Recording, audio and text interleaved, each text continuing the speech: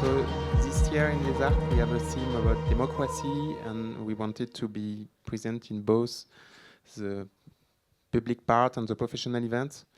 And so we discussed with Julie-Jeanne Regnault, and we know since a very long time when you were at CNC and then IFAD, that took over the function of manager of European Producers Club, who is also a long-term partnership we have. And so we worked on this panel. So we're really glad you managed to come this year, where you only for a few months at EPC. And I let you introduce the panel.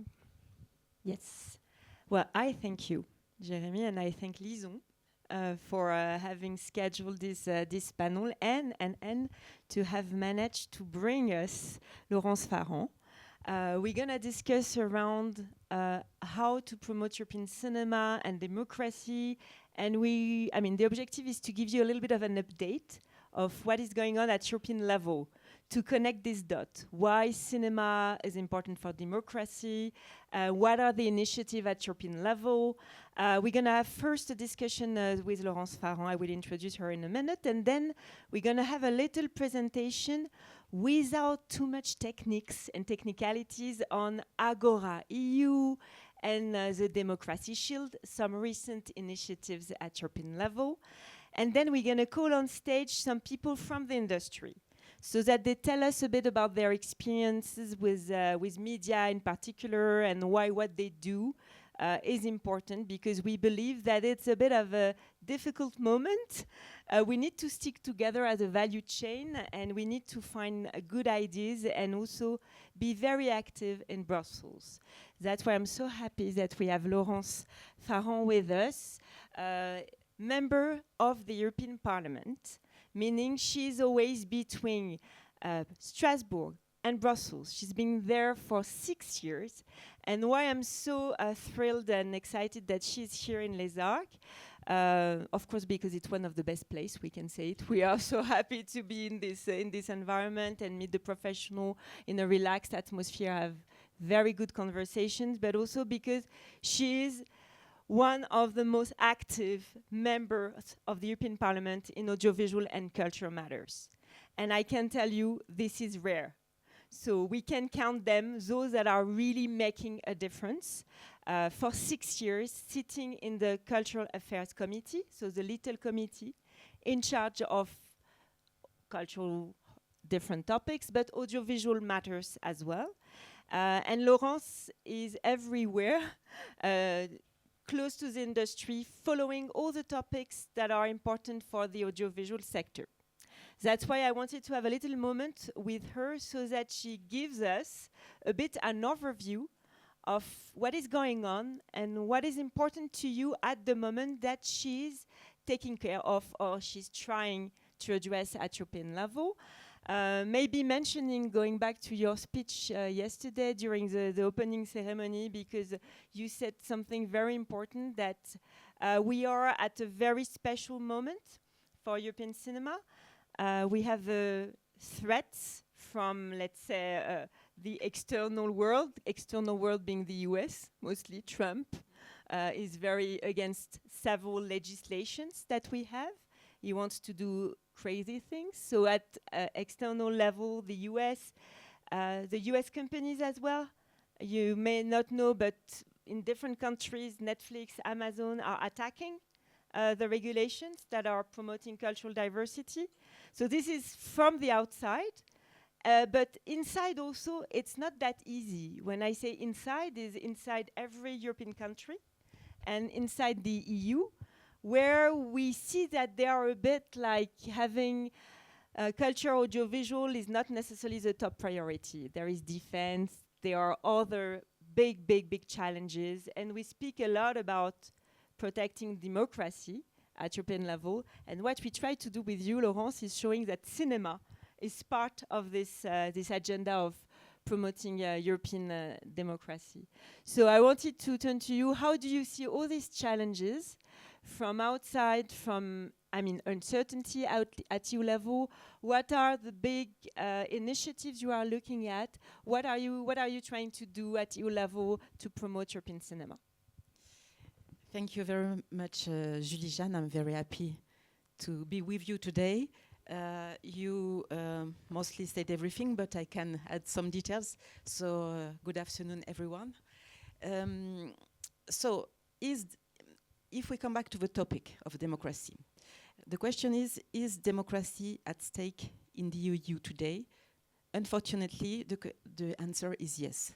Because as you said, we have facing two principal challenges within our borders of EU and coming from, as you said, Russia. And you forgot Russia, but it's quite an issue. And US. Within our border and within the member states, why? Because we can't realize it when you live in one country, but there are always elections in the EU, all the time. So things are changing quite quickly. Sometimes we have good news, but sometimes not. And what found democracy is rule of law. And in the rule of law, you have the media freedom, academic freedom, justice, of course, and of course, creative freedom, artistic freedom. It's at the heart of our democracy. And related to our competencies, culture is a national competence. So the strategy in EU can swift very quickly. If you take Hungary, for example, so it's our main issue in the EU with Viktor Orban and the Fidesz, who sits with Rassemblement National for the French people in the room. They do give a lot to culture, a lot of money, but it's not a free culture. It's not funding independent cinema and so on. They have views on culture. And it's the same problem we have with all kind of illiberal countries. And as I said, sometimes you have good news. Maybe if you come back to what happened in Netherlands very recently, we thought the far right was here to stay, but fortunately the center, the moderate, did win the legislative elections. It's the same in Poland. We have mitigate outcome, but Donald Tusk is now prime minister after the peace, so we are coming back to moderate democracy. But after we have the Republic president that was from the peace again. And in 2026, we will have very important elections in Hungary. So things can change, and it would be very important. And so on. So, you know, the views we have on democracy is related to the outcome of the elections. At the EU level, we have a big role to play for culture because we must promote cultural diversity, multilingualism. So this cultural diversity go over the borders, the national borders. And that's why our cultural programs and mostly Creative Europe is quite so important. So today that is the big debate. And that's the first point. The second point, as you said, is the external attacks we have. Of course, coming from the Russia, and it's related to big interferences in our political system and in the election. So I come back to my previous point. So it can change the outcome of elections and foster far-right and illiberal parties. So that's really an issue. And where does it come from? From mostly disinformation and fake news, and use of IA in the fake news and so on. For example, I have good colleagues in the parliament and in the Committee for Culture who is Hungarian and is in the opposition of Viktor Orban. He showed me the campaign. That's crazy because in the newspaper you can see the principal opponent, Peter Magyar, and the pictures are coming from AI in the newspapers. So we have a question with news media, and that will be one part of the debate. And we have the US. US is business. What do they think? They think that EU is their business enemy. And that's the story that Donald Trump tells since months, since the Donald Trump 2 government.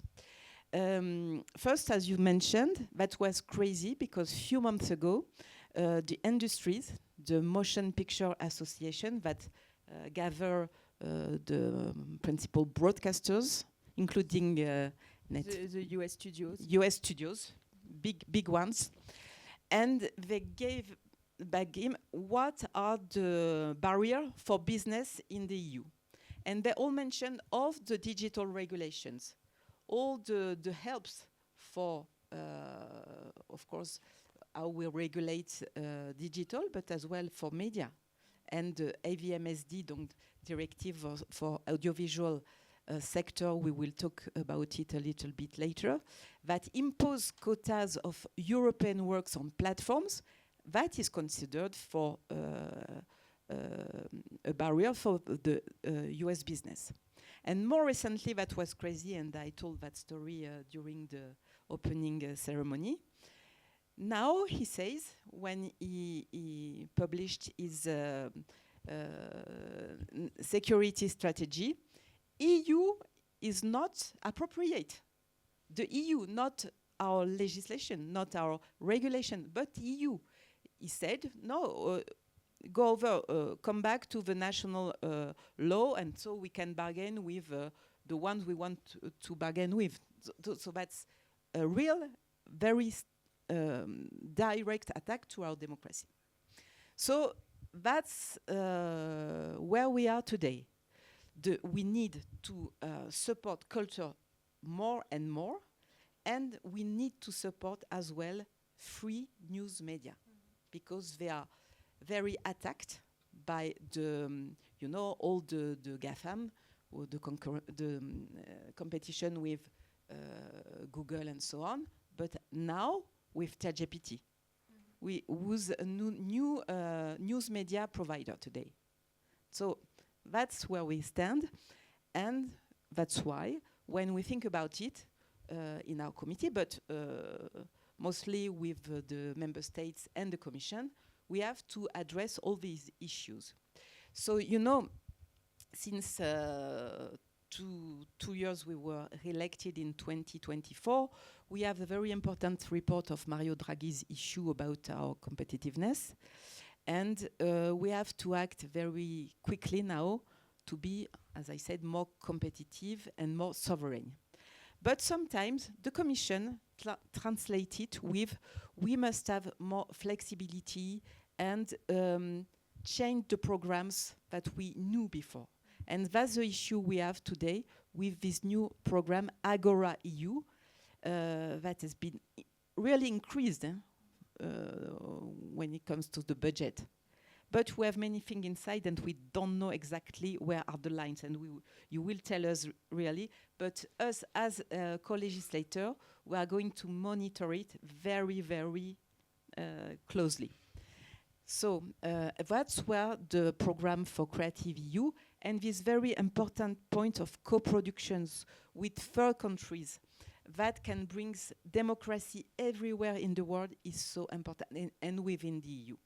So that program can fund festivals like this one, but as well independent producers and directors, and that's key.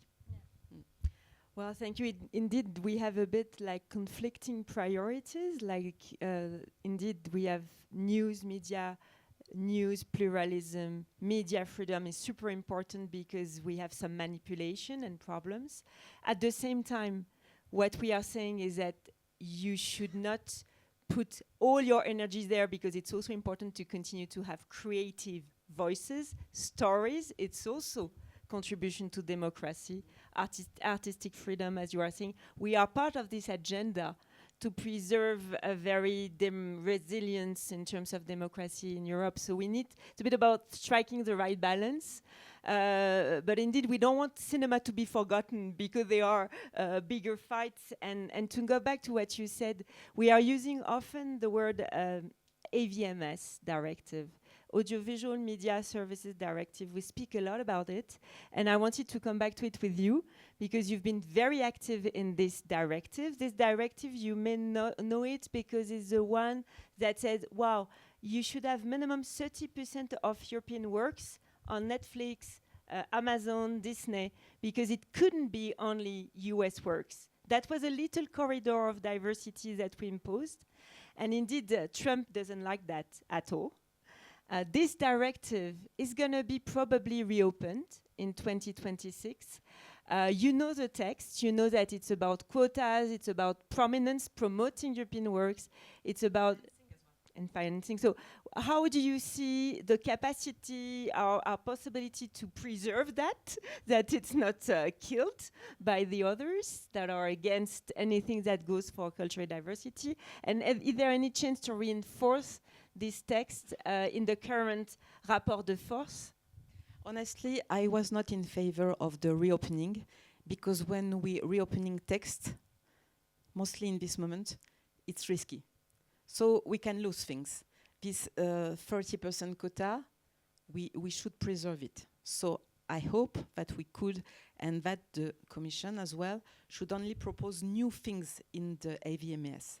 But I think it would be very difficult to reinforce it. But we will try. If it's reopened, we will try. But we don't know at this moment in which mood we will be with Donald Trump. Yes. So it makes a lot of pressure on us. Huh? We have to know it on the fines, on the tariffs, and so on. So I think we must be very cautious. And I hope this article will not be reopened. Maybe we could try to reinforce the financing. But you know, today it's a directive, so each member state doesn't apply it in the same manner. And in a way, it's a good thing, because, for example, France has taken the best of it. We have a lot of financing coming from the direct investment obligations in France. It's about 25%, sometimes 35%, so it's quite a lot. And I talked with Netflix. They said, "Oh yes, it's great. We can discover a French talent and so on. But if we can close it, they would." So there are this point, and that's the most important point for cultural diversities, because, as you said, we must work to finance for the prominence of European works and financing. Then I think it will be reopened on other topics, like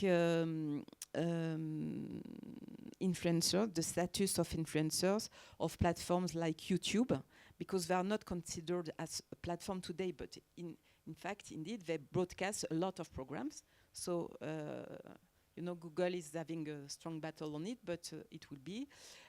We have the question of public media preeminence, because in the digital era, you know, you have this connected screen, and you don't have 1, 2, 3, 4, but you have only apps on your screen, and that changes the way people watch TV, because you can avoid everything related to news, to public media system. So there is a big battle on it. We come back to news. And what do I forget? I think it's the... yes, for you, there is a point on the definition of European works, which is a big topic, because there was something controversial about when UK left EU, of course. The point was, should they benefit of it and be considered as European works? But I think we should maybe have this question, but not to say, we have Turkey, we have UK, Ukraine. Ukraine is a third country today.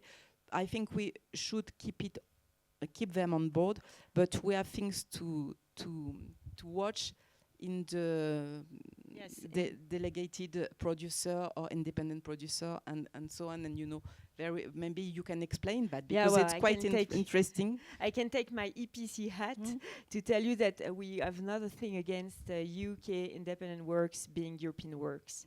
But we think that when we see works that are 100% US IP, they are the Barbie file. There are we call it Barbie Gate, Barbie file, but there are plenty of cases of actually works. They are just shot in Europe in another language, but actually the entire IP and value is in the US. What we care about as independent producer is that you get rights and you get value, and this is what we want to connect with the definition of European works. I know I've been told, oh, you will never manage, it's so complicated, but that's something we look at more than the geography of what is European. So indeed, that's going to be an important file. But I want to have a last question about two topics you work very closely on. AI, artificial intelligence. It's also occupying a lot of debates in the European Parliament, and geo-blocking, because I know in the audience you may have heard several times that the EU wants to suppress geo-blocking for audiovisual works, and there will be no borders and everything is accessible. And you know how geo-blocking is important for, we call it territorial exclusivities, for selling, for co-production, for distribution in the different territories. So I wanted to hear from you how you feel AI. What are the main things that you are looking at in the, let's say, context of cinema and audiovisual, and geo-blocking? Will it come back like a spectrum, a phantom that every 2 years we have to explain again? On AI, it's quite an important topic. I'm currently working on a report on it, on IA and copyright, because of course you know it very well. The issue is that IA is crawling all your contents but not paying for them. Because the business model of the generative IA editors is built on a legislative exception in the copyright directive, which is called text and data mining. When the directive was written and voted, of course, generative IA didn't exist. And it was authorized for research, universities, and so on. But today, there is this issue with it. So first, we want to make copyright recognized by the editors, and make the creators exercise their opt-out, and the most important for us, be paid for the content that are used. So we are working on the license, the project of a license market between editors, creators, comment dire, organisation, gestion collective, collective management organization. So that's the most important issue. I don't know if we can achieve this, because in the same time, the Commission is, the Commission is a lot on simplification questions today. But when it comes to simplification, sometimes it's destruction of our regulations. So we are very cautious on it. And they have published a digital package that said that our law of legislation, IA Act, should be postponed for 6 months when it comes for transparency, for example. So it's quite an issue. So we are fighting for that, and we hope that will be heard.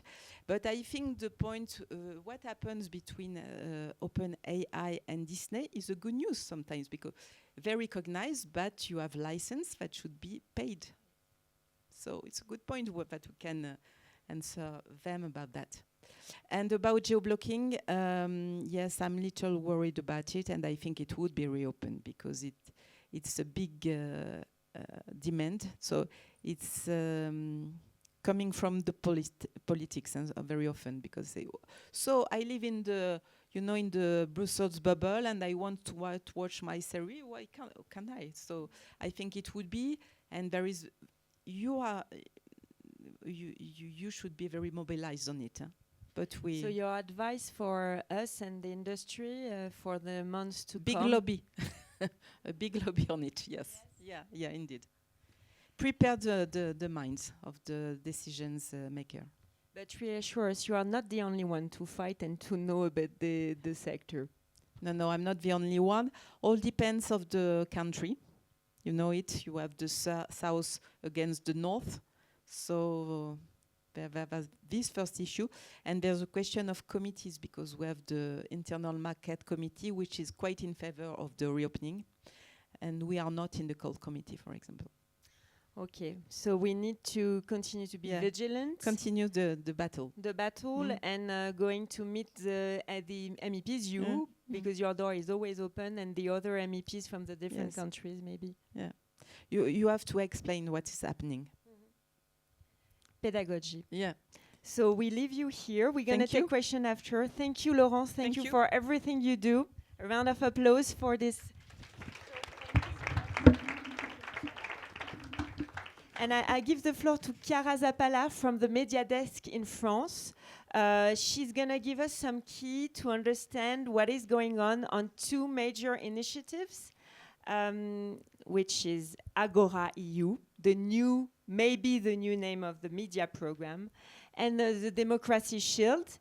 It's very important to have people like you, Chiara, because you help all the distributors, sales agents, producers when they have media applications, and you know very well what is happening at EU level. So thank you for sharing what you know about these two initiatives. Hi everyone. Can we have the first slide, please? Thank you. So I'm Chiara Zappala. I'm the head of the media program at Relais Europe, which is the Creative Europe desk in France. Today I'll briefly outline the multi-financial framework, which is the long-term budget of EU, setting priorities over a 7-year period. The next MFF 2028-2034 was proposed by Ursula von der Leyen and European Commission, of course, in July 2025, and provides for a budget of over nearly 2 trillion euros, which is almost the double of the current MFF 2021-2027. It also foresees fewer programs aiming to make EU funding more effective and agile. Can we go to the next slide? So let's go to the AgoraEU, which is at the heart of the proposal is AgoraEU, a new program merging Creative Europe and SURF. You should know Creative Europe, especially the media strand, and maybe some of you are less familiar with SURF, which is the current program supporting citizen equality, rights and values.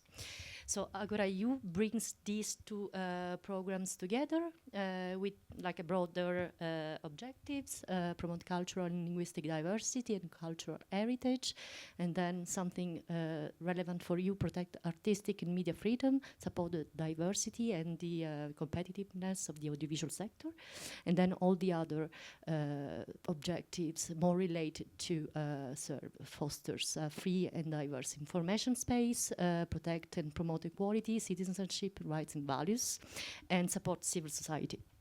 The budget is of around 8.6 billion euros for the 7 years, of course, and it is divided. The program is structured around 3 strands.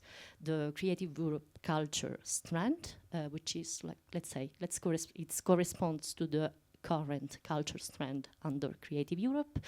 You have the amount of the budget, the split among the 3 strands on the slide.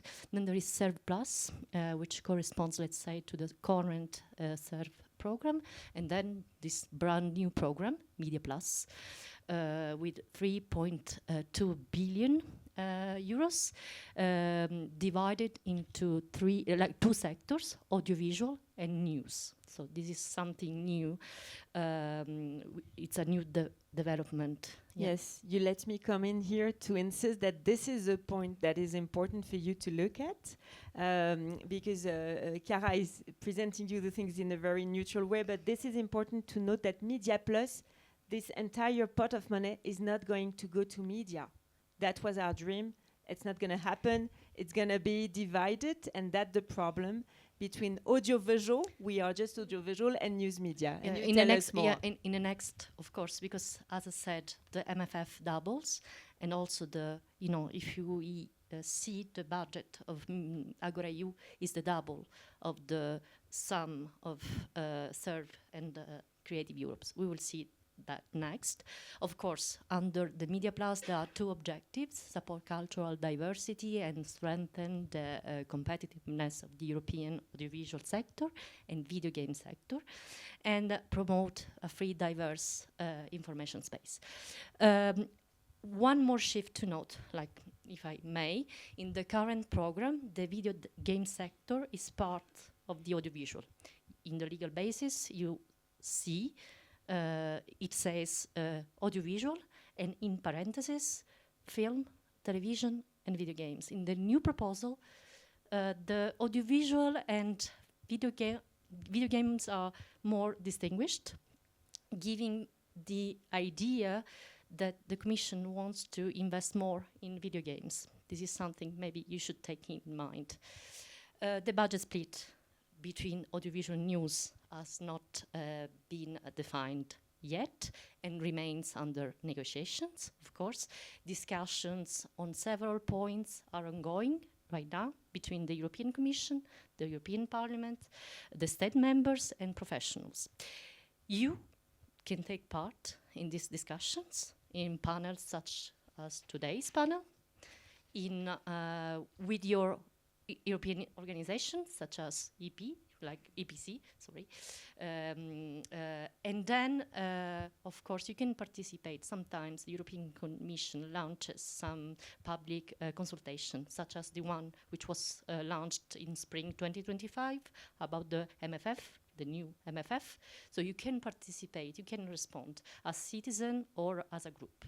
So don't forget that European Commission is asking for your opinion, like from time to time.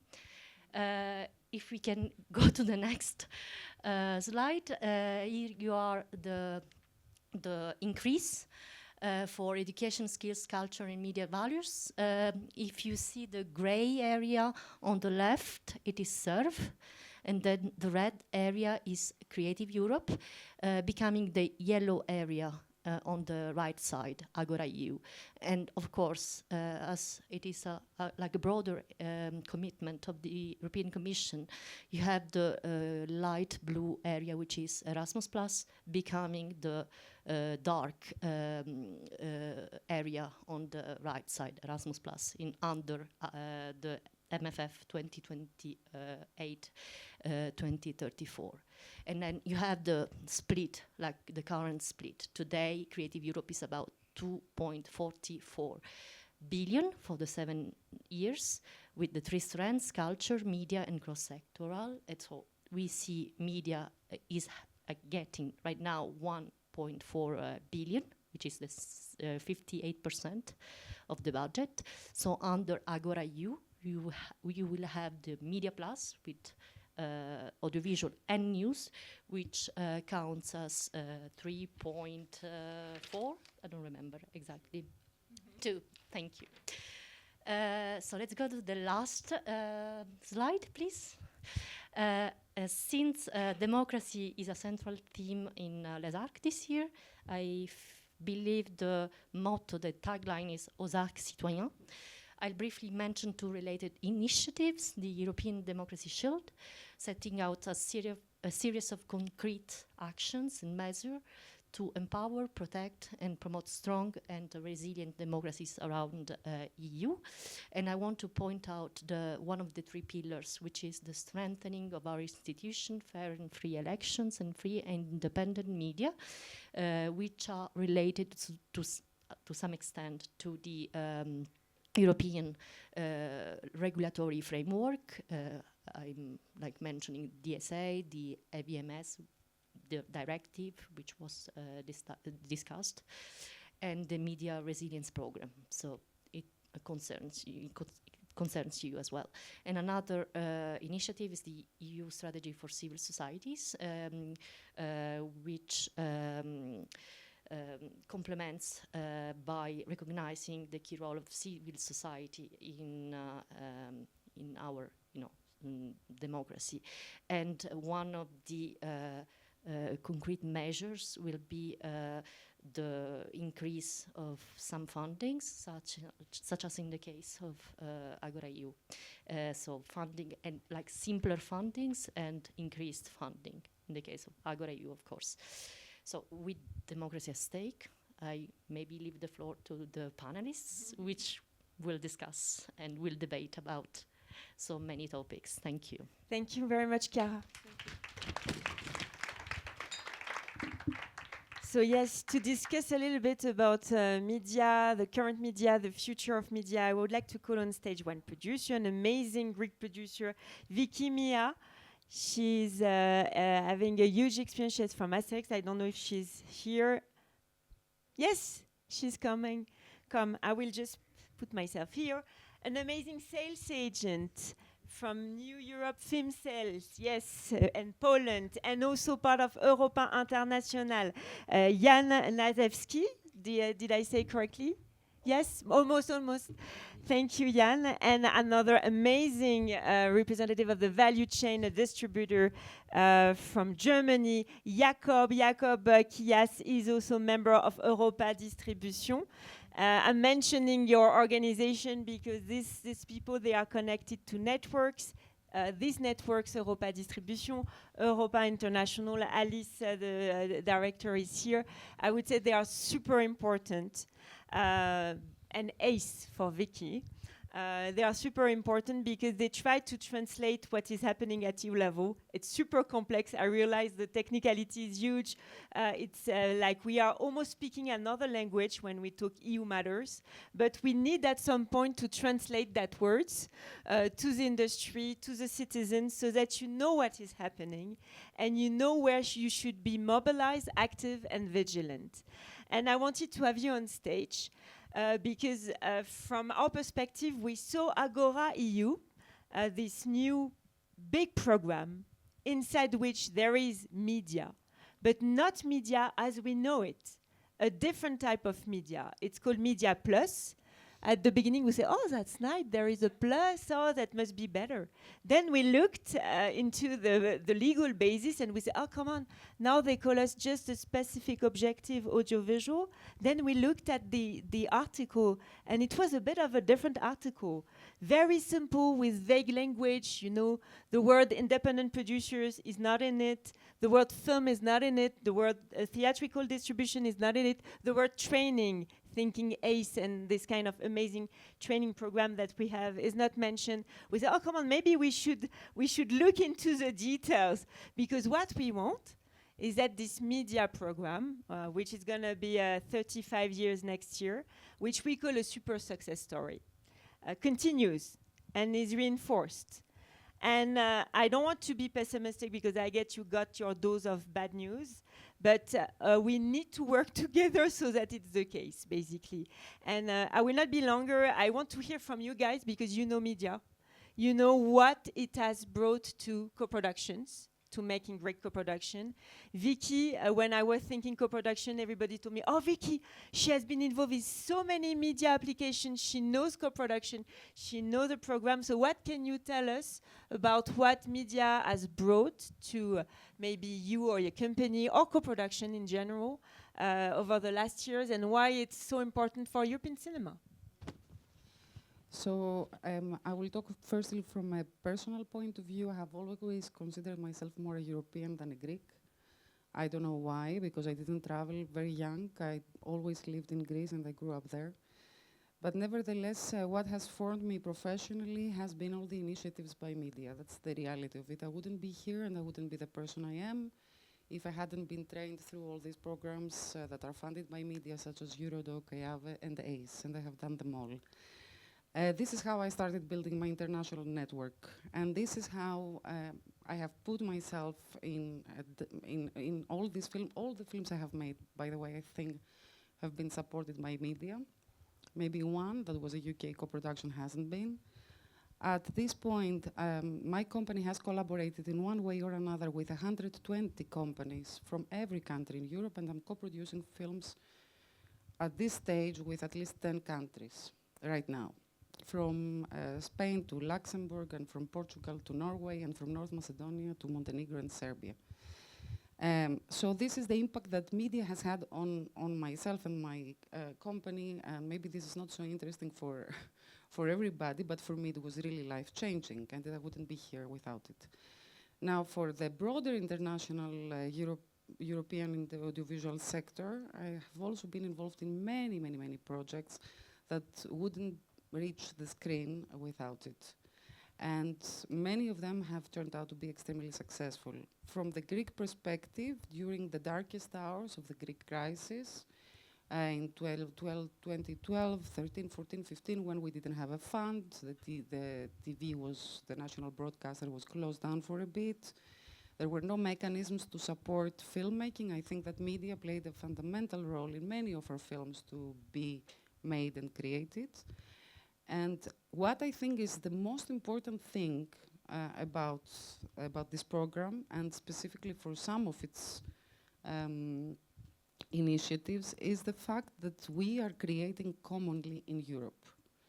And if Europe is not about that, what is it about, really? Like, if it is not about us as producers, audiovisual professionals coming together, directors, creators, and making films, cinema, and audiovisual series and everything, you know, with a common language in order to understand each other and to maintain what this unity that has been built in the past decades. I don't know what other priority there is, and I think that this is the most important part of the media program. And I'm saying this with all the conviction, I mean, and almost kind of being sentimental, because I really think there are many projects that are bringing people together. It's about cultural diplomacy, and it's extremely important to continue. Well, so important for training professionals, making them internationalize, important for co-productions, important for circulation. Turning to you guys, media was the let's say, saying we help you to make sure that the citizens can see other things than American films or purely domestic. So what has media, what role it has played for you, I mean, and for the sales agent community?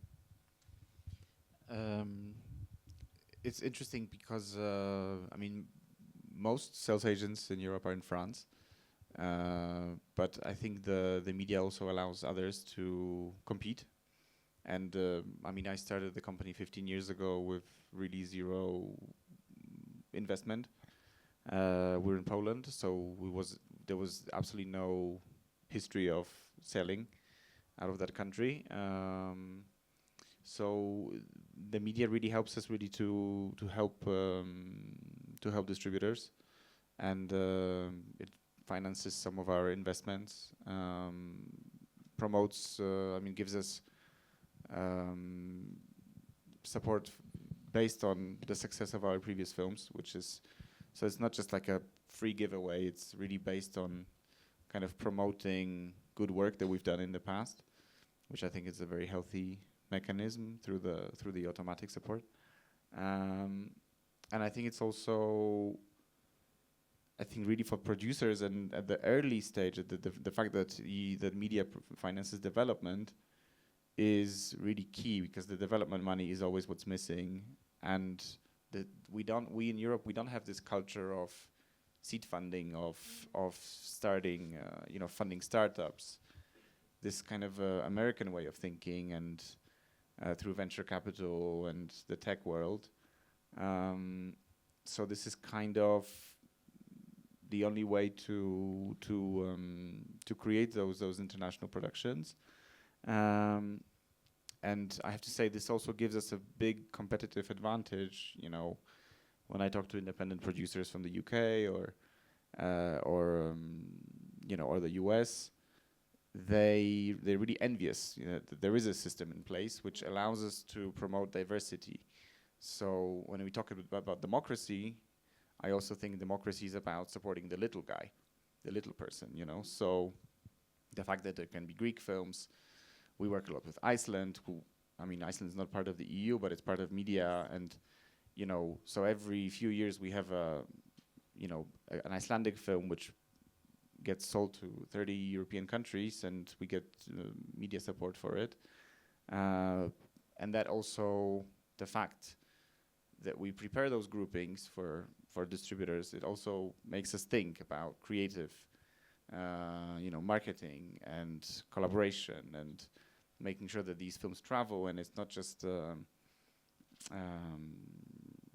it's not a play. There is a market aspect to it, which is kind of what I like sales, because there is this mix of culture and creativity, but also business, and I think the media helps that immensely. And also, from our experience now, since a few years, we as a company, we also want to produce a bit more, and also the only way we could actually access some projects or come up with ideas that we would like to develop was only through the media program, So now we have, I think, a slate of 6 projects that we're developing. They're all international co-productions, the media funding for development was also, so it was like a way to innovate, not to just stick to the selling bit, but also if we have market,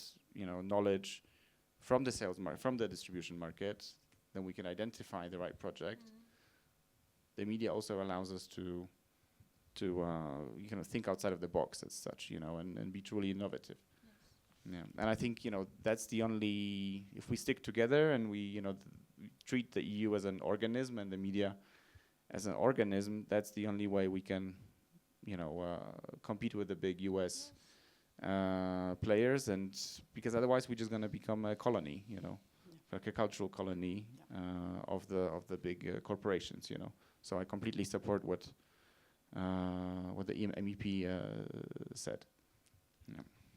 So collaboration, ability to develop, taking a risk, investing in some emerging stories, and also having like this money that will not only go to the big projects that are commercial, but also the new ones, the new talents. That was. I think I was in Athens a few years ago, and there was a graffiti on the wall that there's like a whale eating like lots of small fish, and then it says organize, and then all these small fish, they get together and they create this bigger fish together, and they eat the whale, And I think this is what we're good at the EU, and this is the purpose. So that I think globally, we can protect, the food market, yes, the energy market, fight disinformation, and being in Eastern Europe is really what you said about fake news and Russian interference in the online world, and I think this is super important for us, So, but within that, I think we have to really make sure that there is space and specific funds allocated to the cultural diversity, and film is a big part of that, And it's kind of the easiest thing to travel with, because it's even to translate the film is so much cheaper than translate a book or things like that, Lenin said that film was the most important of arts, So.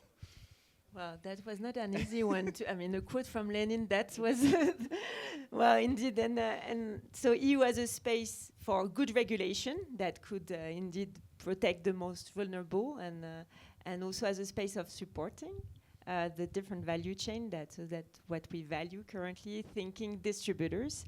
It's always the part, very difficult, where you take a lot of risks. It's becoming even more difficult. So what was your experience? And how would you imagine your activity or your life if media would not exist for distributors? Dark future, right?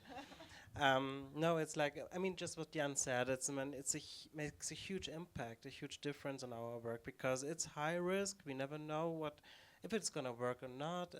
There's a huge of money we have to invest. There are no other resources for funding for non-national movies. So media was really always, so if you get media, you're so happy, because for the first point, it's not a it's quite a lot of money you can get, so you can really invest quite a lot to make the film quite visible. And of course, you still have your own risk. You always have the percentages you have to put in on your own money, but you're doing that like more easily. And but I would like to add something else, because we're all talking about business, right? So, but film is not only business. And talking about democracy, what would it be if we would have not media? We would only see, okay, US movies. We would see, in my case, German movies. So the citizens of Germany would never see a Bulgarian movie, a Polish movie, maybe the France, the big comedies. They would maybe come over because they would make money. But is it always about making money out of it? I doubt it. Because if film is art, if film is culture, it's also about other values we have to protect. And of course, you can always cut it down to money. And there have been studies, right, proving that the media-funded movies and distribution made more money than the non-funded movies, and not even quite less than the American movies. Of course, less than the blockbusters, right? But there was a huge impact with media money you could make on the distribution, on the theatrical releases. So, but I I wanted to add this point to it, because I could not imagine being European, like in Germany or whatever else, and not seeing any other movies. So, and this is just, my point of view. Well, trying to be a bit provocative, and because it would be maybe the last round, Chiara said that the Commission is making a big focus on video games. And we hear from them, well, why are you focusing on films and cinema? There are other things that the youngsters are watching, and we need to put more money on video games. And maybe we should have one single promotion scheme mixing TV series, cinema, video games, interactive works. And we're like, no, but cinema is special. So can you help me telling the European Commission why cinema and films, feature films, documentaries, are still so important for democracy, for the industry, for our values? Help me to make the case. I was thinking, it kind of links to what Jakob was saying. I think, imagine that you only feed your kid sweets, and not give them any vegetables, and what kind of health and they will never grow up healthy, And I think this is kind of where we are, So, or if you don't send them to school and instead let them just play and not educate them, So I think there is a big role of cinema and culture in something which is just expanding their people's horizons, and I think this is the real value of you become richer as a human being, basically. You would never ban like not support books anymore, right? So this is like kind of, why is film not the same way treated as, I don't know, theaters, books, whatever, like, which is like high class art, and why is film only considered as entertainment or as money making machines? I don't know. It's like not my perspective. I see different ways on it, and I do believe, just maybe the way you said traveling, like if you see a film from, I don't know, Ukraine, France, Portugal, it's the easiest way to travel, right? You're sitting in this dark place, you let yourself go into the histories, to the stories, to the countries. You see different perspectives. You learn so much by it. You will never learn just playing video games, maybe other skills, but not this. Can I just say, before I forget, I'm sorry, Vicky, that I've been reading a lot of research actually about video games, and the way video game developers make money, it's very much getting kids addicted, and it's very much linked to gambling. So even within Roblox and those games, there is a lot of stuff that they discover things, they can buy extra stuff, and it's really feeding from a very early age an addiction, and it's very much linked to gambling. So because this is all about money, and I think compared to that, the film is very safe way of entertaining people, and I think we shouldn't forget about that. You know, this is very much regulated.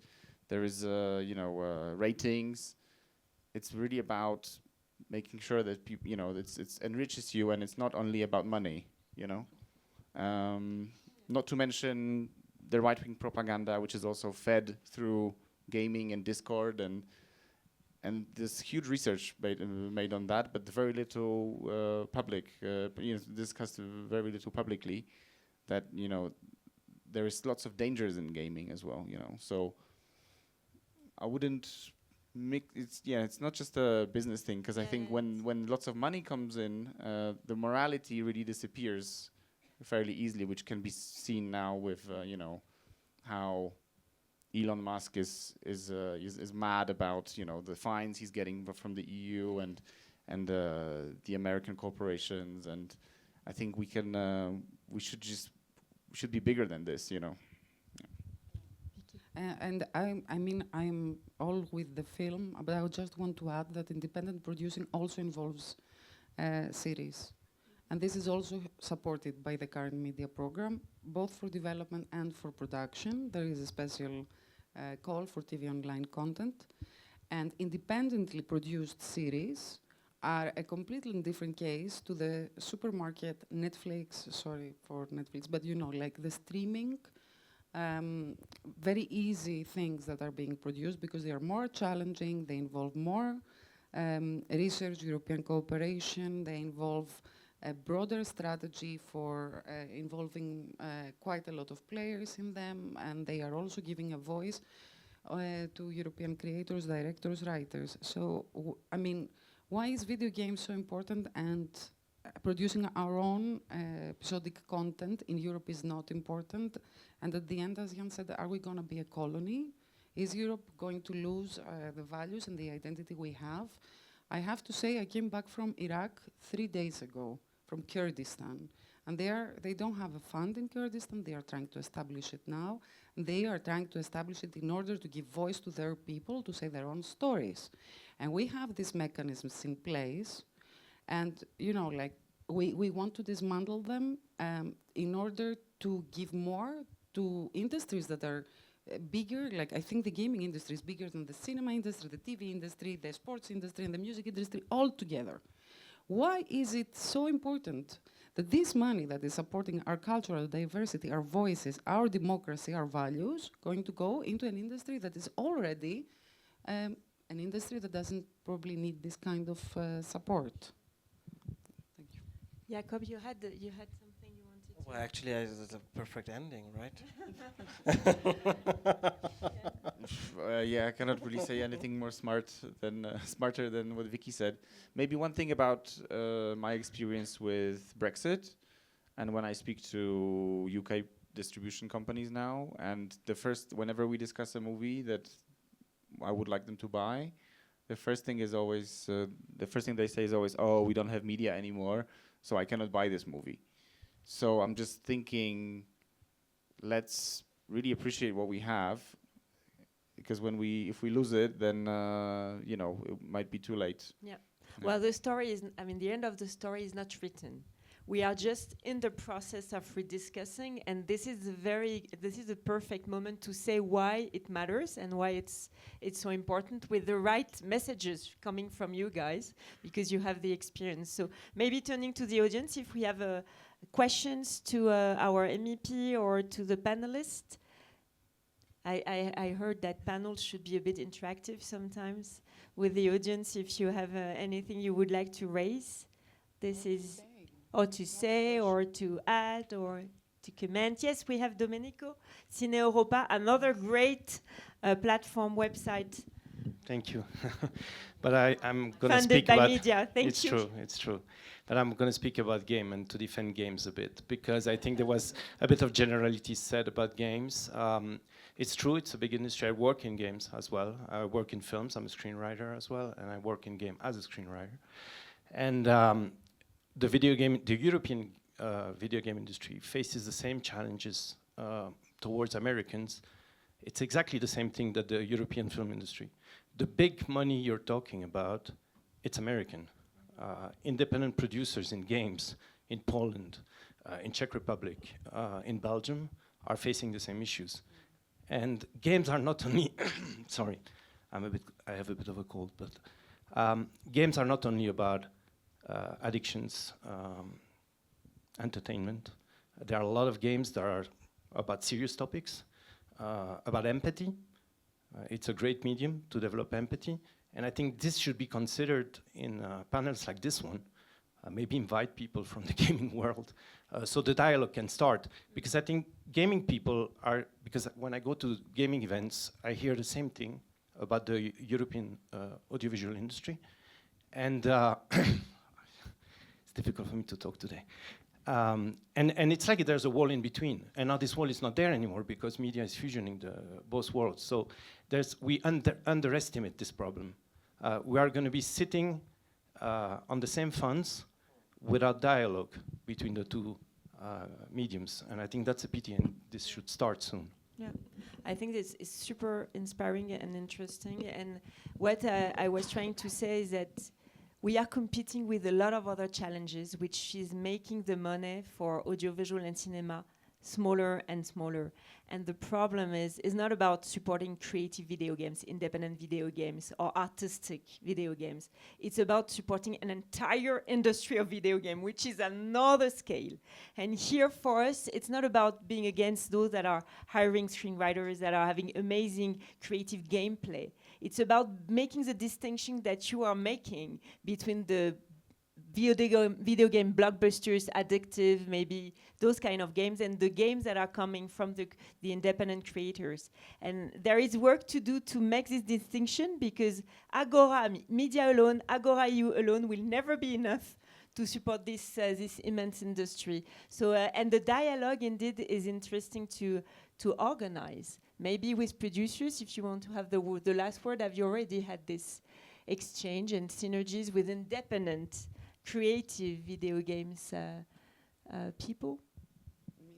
No? No, but at the end of the day, I don't think it's a film series versus games conversation. I think it's like, can we just see, like, does anybody have this information? What is these billions that we saw? What is the percentage of it in the whole European Commission budget? This is what I want to know. I mean, I'm doing actually a project about the European Union, about corruption in the European Union, which is very funny. It's media funded, the project I'm doing. And I was reading this book, which is extremely interesting, about what is the percentage of culture, or what was when the book was written, in the EU budget. And so I don't think we have to fight about that. We have to fight about, is European creation important to the European Commission? I think this is the question. It's European creation at the end of the day, and European storytelling, one way or another. Should we end on this? Jakob, Jan? Sure. Yeah? Thank you so much. Thank you.